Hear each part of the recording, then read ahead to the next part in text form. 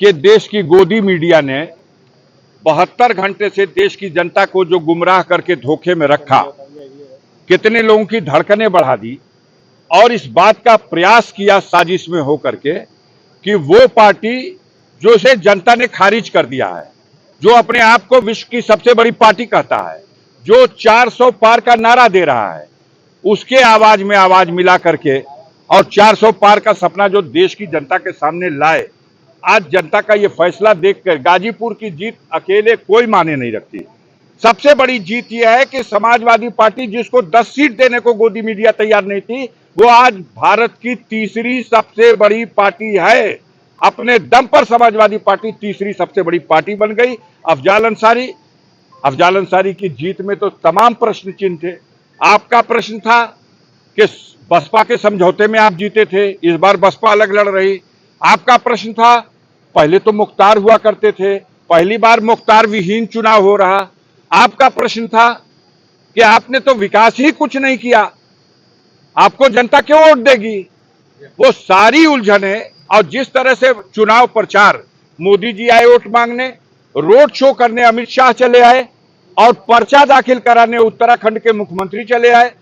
मध्य प्रदेश के मुख्यमंत्री ने आकर के जंगीपुर में वोट मांग लिया। योगी जी धर्मावतार बुलडोजर लेके अलग टहलते रहे।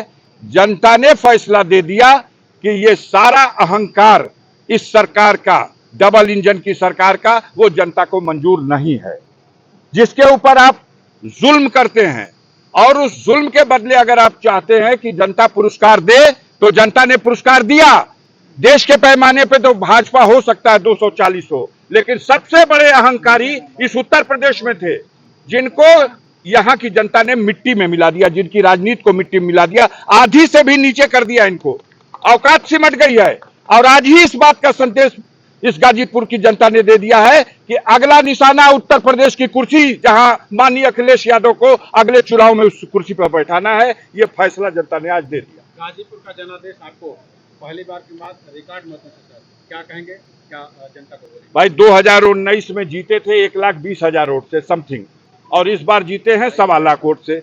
मैंने प्रेस कॉन्फ्रेंस में बार बार कहा है कि मैं अपना रिकॉर्ड अपने ही तोड़ूंगा, क्योंकि मुझे जनता से और उनके बीच में जो मेरी उपस्थिति थी, मुझे मालूम था कि जनता हम पर विश्वास कर रही है और मेरा साथ देगी।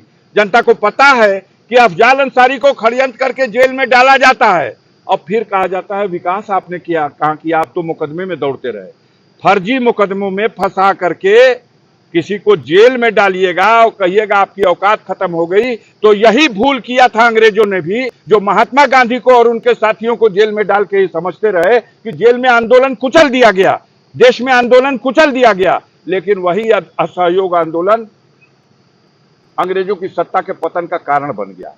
जेल तो गए लोग, लेकिन जेल में जाने का नतीजा आया कि जनता जग गई। और गाजीपुर की जनता के साथ भी यही हुआ है।